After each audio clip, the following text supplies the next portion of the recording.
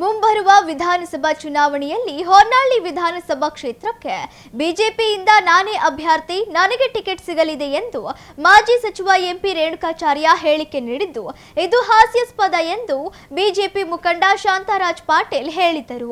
ಸುದ್ದಿಗೋಷ್ಠಿಯಲ್ಲಿ ಮಾತನಾಡಿದ ಅವರು, ದಾವಣಗೆರೆ ಉತ್ತರಕ್ಕೆ ಲೋಕಿಕೆರೆ ನಾಗರಾಜ್ ಸೇರಿ 10 ಜನರು ಅಪೇಕ್ಷಿತರಿದ್ದಾರೆ. ಅದೇ ರೀತಿ ಜಗಳೂರು, ಚನ್ನಗಿರಿ, ಮಾಯಕೊಂಡ ಕ್ಷೇತ್ರಕ್ಕೂ ಆಕಾಂಕ್ಷಿಗಳಿದ್ದಾರೆ ಎಂದು ಹೇಳಿ ಹೊನ್ನಾಳಿ ಮಾತ್ರ ನಾನೇ ಅಭ್ಯರ್ಥಿ ಎಂದು ಹೇಳಿರುವುದು ಸರಿಯಲ್ಲ ಎಂದರು.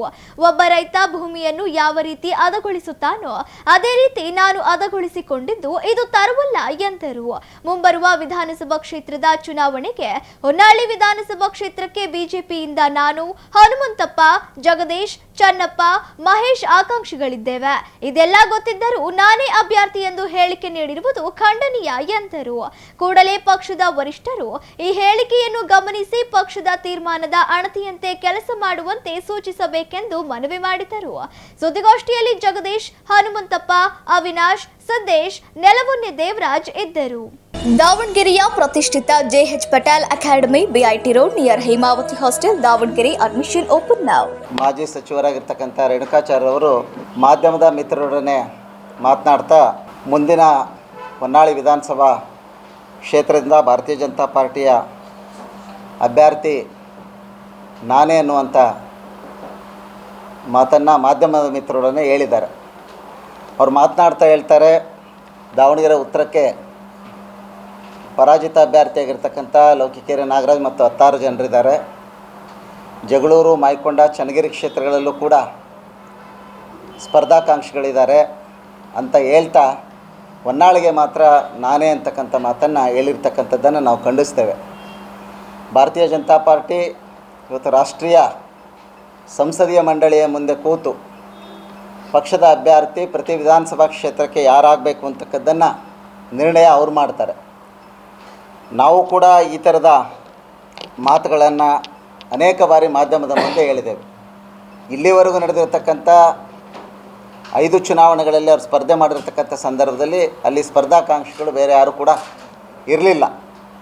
ಈಗ ನಾವೆಲ್ಲರೂ ಕೂಡ ಹೇಳ್ಕೊಂಡಿದ್ದೇವೆ, ಭಾರತೀಯ ಜನತಾ ಪಾರ್ಟಿಯಿಂದ ಮುಂದಿನ ಚುನಾವಣೆಗೆ ಅವ್ರಿಗಿಂತನೂ ಕೂಡ ಪಕ್ಷಕ್ಕೆ ಹಿರಿಯರಾಗಿರ್ತಕ್ಕಂಥ ಅನುಭವ ಇರತಕ್ಕಂಥ ನಾನು ಕೂಡ ಶಾಂತರಾಜ್ ಪಾಟೀಲ್ ಕೂಡ ಮುಂದಿನ ವಿಧಾನಸಭೆಗೆ ಬಿಜೆಪಿಯಿಂದ ಸ್ಪರ್ಧಾಕಾಂಕ್ಷಿ ಇದ್ದೇವೆ. ಹಾಗೆಯೇ ನಮ್ಮ ಹನುಮಂತಪ್ಪನವರು ಭಾಳ ವರ್ಷಗಳಿಂದ ಪಾರ್ಟಿನಲ್ಲಿ ದುಡಿದಿರ್ತಕ್ಕಂಥವ್ರು, ಒಂದು ದೊಡ್ಡ ಸಮಾಜದ ಮುಖಂಡರು, ಅವರು ಕೂಡ ಸ್ಪರ್ಧಾಕಾಂಕ್ಷಿಗಳಿದ್ದಾರೆ.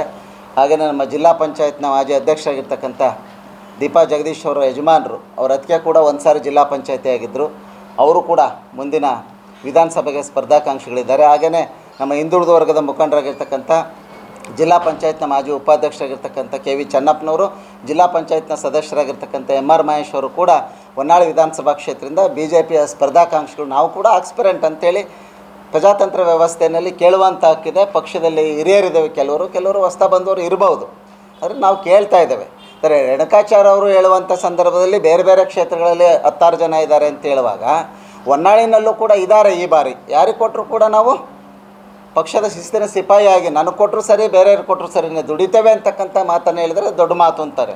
ಆದರೆ ನಾನೇ ನಿಲ್ಲೋದು, ಬೇರೆ ಯಾರು ನಿಲ್ಲಂಗಿಲ್ಲ, ಬರೋಂಗಿಲ್ಲ, ನಾನು ನೋಡ್ಕೊತೀನಿ ಅಂತ ಹೇಳಿದ್ರೆ ಇದು ಪಕ್ಷದ ನಾಯಕರಿಗೆ ಆಗ್ತಕ್ಕಂಥ ಸವಾಲು ಅಂತ ನಾವು ತಿಳ್ಕೊಂಡಿದ್ರು. ಯಾರಿಗೆ ಹೇಳಿದ್ರೆ ಗೊತ್ತಿಲ್ಲ, ನೋಡ್ಕೊತಾನೆ ಅಂತಕ್ಕಂಥ ಶಬ್ದ ಯಾರಿಗೆ ಅಂತ ನನಗೆ ಗೊತ್ತಿಲ್ಲ. ನನಗೆ ಗೊತ್ತಿರೋ ಹಾಗೆ ಅವರು ಪಕ್ಷ ಯಾರಿಗೆ ಟಿಕೆಟು ಹಂಚಿಕೆಯನ್ನು ಮಾಡ್ತಕ್ಕಂಥ ಪಕ್ಷದ ರಾಷ್ಟ್ರೀಯ ರಾಜ್ಯ ನಾಯಕರಿಗೆ ಅಂದ ಮಾತೆ ಅಂತೇಳಿ ನಾನು ಭಾವಿಸ್ಕೊಳ್ತೇನೆ. ಆ ರೀತಿ ಹೇಳ್ತಕ್ಕಂಥದ್ದು ಸರಿಯಾದ ಕ್ರಮ ಅಲ್ಲ. ಭಾರತೀಯ ಜನತಾ ಪಾರ್ಟಿಯನ್ನು ನಾನು ಒಬ್ಬ ರೈತ ಭೂಮಿಯನ್ನು ಹದಗೊಳಿಸುವಂಥ ರೀತಿಯಲ್ಲಿ ನಾನೆಲ್ಲ ಅವಣಿಸ್ಕೊಂಡು ರೆಡಿ ಮಾಡ್ಕೊಂಡಿದ್ದೀನಿ ಅಂತಕ್ಕಂಥ ಅವರ ಮಾತು. ನಾವೆಲ್ಲರೂ ಕೂಡ ಕೋರೆಗಳನ್ನು ಕರಿಕಿ ಎಲ್ಲವನ್ನು ಕೂಡ ಕಿತ್ತು ಸಾಗು ಮಾಡಿ ಬೆಳೆಸಿ ಒಂದು ಮಟ್ಟಕ್ಕೆ ಪಕ್ಷವನ್ನು ತಂದಿರತಕ್ಕಂಥವ್ರು ನಾವೆಲ್ಲರೂ ಕೂಡ. ಅವರೊಬ್ಬರೇ ಏನು ಪಾರ್ಟಿನ ಹದಗೊಳಿಸ್ಕೊಂಡು ಅಣಿ ಮಾಡ್ಕೊಳ್ಳೋಕ್ಕಾಗಲ್ಲ.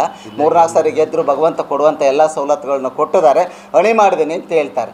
ಅಣಿ ಮಾಡ್ತಕ್ಕಂಥ ಕೆಲಸ ಮಾಡ್ತಕ್ಕಂಥದ್ದು ಇದು ಲೀಡರ್ ಬೇಸಸ್ ಪಾರ್ಟಿ ಅಲ್ಲ. ಭಾರತೀಯ ಜನತಾ ಪಾರ್ಟಿ ಇದು ಕೇಡರ್ ಬೇಸಸ್ ಪಾರ್ಟಿ, ಕಾರ್ಯಕರ್ತರ ಆಧಾರಿತ ಪಕ್ಷ. ಇಲ್ಲಿ ಕಾರ್ಯಕರ್ತ ಪ್ರತಿ ಬೂತಿನಲ್ಲಿ ಕೆಲಸ ಮಾಡಿದಾಗ ಆ ಪಕ್ಷ ಸರಿಯಾಗಿ ಒಬ್ಬ ಭೂಮಿಯಾಗಿ ಕೃಷಿಯಾಗಿ ಅಣಿಗೊಳ್ತಕ್ಕಂಥದ್ದು ನನ್ನ ಬೂತ್ ಕಾರ್ಯಕರ್ತ, ಪಕ್ಷದ ಪ್ರಮುಖರು, ಮಂಡಲ ಮತ್ತು ಜಿಲ್ಲೆನಲ್ಲಿರ್ತಕ್ಕಂಥ ಆಯಾ ವಿಧಾನಸಭಾ ಕ್ಷೇತ್ರದಲ್ಲಿರ್ತಕ್ಕಂಥ ಪಕ್ಷದ ಅನೇಕ ಮುಖಂಡರ ಪರಿಶ್ರಮದಿಂದ ಸಂಘಟನೆ ಆಗ್ತದೆ ಹೊರತು ಅದು ಒಬ್ಬ ವ್ಯಕ್ತಿಯಿಂದಲ್ಲ. ಅದಕ್ಕೆ ಒಂದು ಕಡೆ ಭಾಳ ಚೆನ್ನಾಗಿ ಹೇಳ್ತಾರೆ, ನಾನೆಂದು ತಲೆ ಎತ್ತಿ ಬೆಳೆದ ಸಜ್ಜೆ ದವಸ ಧಾನ್ಯಗಳಿಂದ ಹೊರಗಿತ್ತು ಅಂತೇಳಿ. ನಾವೆಂದು ತಲೆಬಾಗಿ ಬೆಳೆದ ಭತ್ತ ಏನೈತಿ ಲೋಕದಲ್ಲಿರ್ತಕ್ಕಂಥ ಎಲ್ಲ ಮನುಷ್ಯರಿಗೆ ಅನ್ನ ಕೊಡ್ತಕ್ಕಂಥ ಪುಣ್ಯದ ಕೆಲಸವನ್ನು ಭತ್ತ ಮಾಡ್ತಾ ಇದಕ್ಕೆ ನಾನು ಅಂತ ಹೇಳ್ಕೊಳ್ಳೋದ್ರಲ್ಲಿ ಯಾವ ಅರ್ಥ ಇಲ್ಲ ಅಂತಕ್ಕಂಥ ಮಾತನ್ನು ಹೇಳ್ತೇನೆ. ಅದೇ ರೀತಿ ಅವ್ರು ಮಾತಾಡ್ತಾ ನನ್ನ ಹೊನ್ನಾಳಿ ಮತಕ್ಷೇತ್ರ ಅಂದರೆ ನ್ಯಾಮತಿ ಹೊನ್ನಾಳಿ ತಾಲೂಕನ್ನು ಒಳಗೊಂಡಿರ್ತಕ್ಕಂಥ ಒಂದು ವಿಧಾನಸಭಾ ಕ್ಷೇತ್ರ ಮಜಬೂತಾಗಿದೆ ಅಂತೇಳಿ. ಏನು ಮಜಬೂತಾಗಿದೆ? ಭಾರತೀಯ ಜನತಾ ಪಾರ್ಟಿ ಹೊನ್ನಾಳಿ ವಿಧಾನಸಭಾ ಕ್ಷೇತ್ರದಲ್ಲಿ ಮನೆಯೊಂದು 3 ಬಾಗಿಲಿದೆ. ಪಕ್ಷದ ಹಿರಿಯ ಕಾರ್ಯಕರ್ತರು ಕಷ್ಟ ಕಾಲದಲ್ಲೇನು ಭಾರತೀಯ ಜನತಾ ಪಾರ್ಟಿಯನ್ನು ಕಟ್ಟಿರ್ತಕ್ಕಂಥ ನನ್ನ ಅನೇಕ ಹಿರಿಯ ಮುಖಂಡರು, ಹಿರಿಯ ಕಾರ್ಯಕರ್ತರು, ಸಂಘದ ಹಿನ್ನೆಲೆಯಿಂದ ಬಂದಿರತಕ್ಕಂಥ ಅನೇಕ ಹಿರಿಯ ಕಾರ್ಯಕರ್ತರು ಇವತ್ತು ಪಕ್ಷದ ಜೊತೆಗಿಲ್ಲ. ನಾವೊಂದಿಷ್ಟನ್ನೆಲ್ಲೋ ನಾವು ಕೂಡ ಹೊರಗುಳ್ಕೊಂಡು ನಮ್ಮ ಹೋರಾಟವನ್ನು ಮಾಡ್ತಾಯಿದ್ದೀವಿ. ಈ ರೀತಿ ಇರುವಾಗ ಅದು ಮಜಬೂತಾಗಿದೆ ಅಂತಕ್ಕಂಥ ಮಾತನ್ನು ಯಾವ ದೃಷ್ಟಿಕೋನದಲ್ಲಿ ಇಟ್ಕೊಂಡು ಹೇಳಿದ್ರೆ ಗೊತ್ತಿಲ್ಲ. ಆದರೆ ಎಲ್ಲರೂ ಪಾರ್ಟಿ ಕೆಲಸ ಮಾಡ್ತೇವೆ.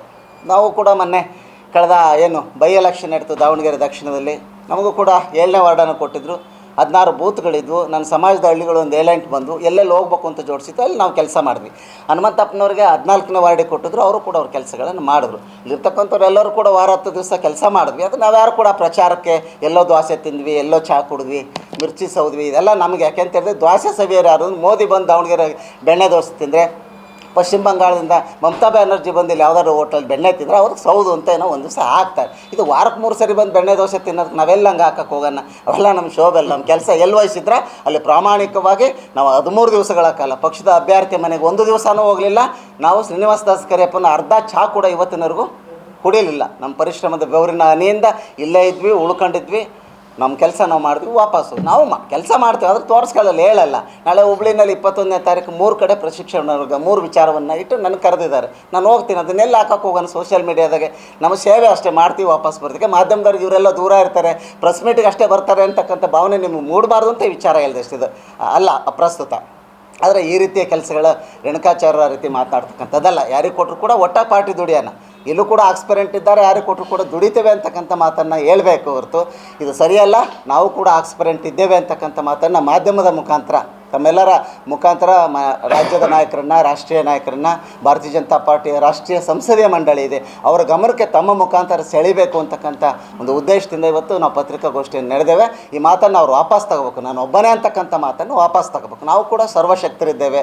ಭಾರತೀಯ ಜನತಾ ಪಾರ್ಟಿನಲ್ಲಿ ಸಂಘಟನೆ ಮಾಡಿರ್ತಕ್ಕಂಥ ಅನುಭವ ಪ್ರತಿ ಬೂತ್ನಲ್ಲಿ ಅವ್ರಿಗೆ ಎಷ್ಟು ಜನ ಗೊತ್ತಾದ್ರೆ ನಮಗೂ ಕೂಡ ಅಷ್ಟೇ ಜನ ಗೊತ್ತಿದ್ದಾರೆ. ನಾವು ಒಟ್ಟಿಗೆ ಎಲ್ಲ ಸಂಘಟನೆ ಮಾಡಿರ್ತಕ್ಕಂಥವ್ರು, ಅದರಲ್ಲೇನಿಲ್ಲ. ನಾವೇನೋ ಈಗ ಬದಲಿ ಇದ್ದೀವಿ, ಸ್ವಲ್ಪ ಹೊರಗಿದ್ದೀವಿ ಅಂತೇನೆಲ್ಲ, ಒಟ್ಟಿಗೆ ಸಂಘಟನೆ ಮಾಡಿದ್ವಿ. ಎಲ್ಲರೂ ಕೂಡ ಸಶಕ್ತರೇ.